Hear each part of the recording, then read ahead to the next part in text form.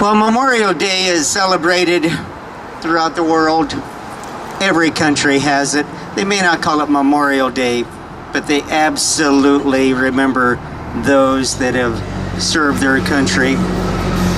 Memorial Day for many Americans is an unofficial beginning of summer. For others, it's a day to remember and to honor.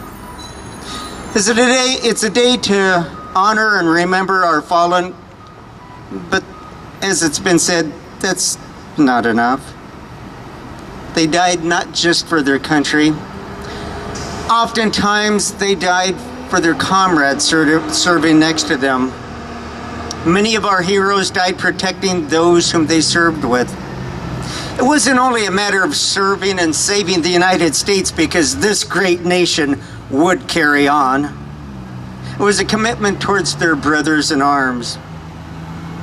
I don't know if you know, but more than 1 million Americans have died in the wars that our nation has been involved in since the colonial soldiers took up arms in 1775. Many of them died protecting one another, but they also served so that we today can have our freedoms, the freedoms we love most, our religion, the other freedoms such as speech, and protecting our families. By remaining true to these principles, we honor their sacrifice on a day like today. We veterans joined the military to serve and protect our country, our families, our freedoms. We join knowing that the time might come that we might have to dig deep into our souls to find the courage if the situation arose. Several years ago, I read an article about a father whose son came home on leave from the Iraqi war.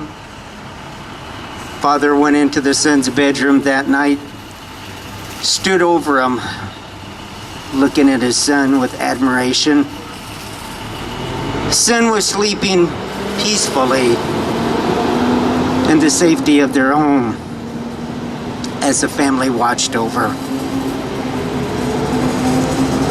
The father's eyes welled up with tears as he thought about how much he loved his son and prayed that his son would continue to be safe. I have a son. I can't imagine the pain that a father goes through losing a son, or the widows, or the widowers, or the fathers, or the mothers, brothers, sisters, or the children, the pain that they go through, remembering every day, the love that they lost. God bless the families of our fallen.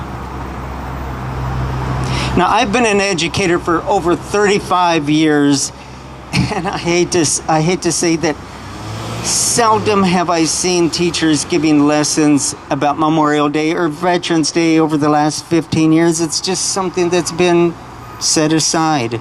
But we have holidays for it. We even get out of school for it.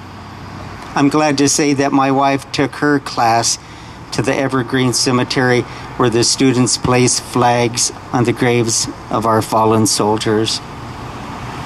But if the schools aren't teaching about the history and the patriotism, then it's our duty. It's our duty to teach our children about the courage, the honor, and the pride of our military personnel. Again, Memorial Day is a day to honor and to remember who we are, what we stand for, lest we forget. One last thing, I have a children's book. It's called The Wall. It's about a father and his young son. They go to the Vietnam War Memorial to find the grandfather's name that the boy never knew. The last 2 pages. The boy says, "Grandpa won't know who I am," I tell Dad. "I think he will," Dad says. I move closer to Dad. "It's sad here, Dad." Dad puts his hand on my shoulder, I know.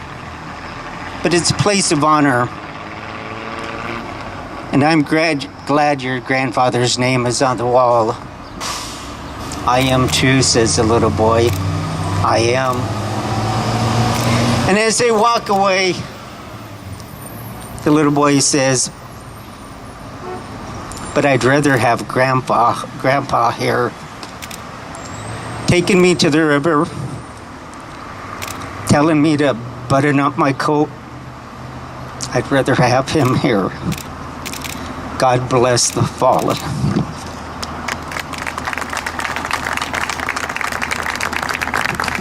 Thank you, Mark.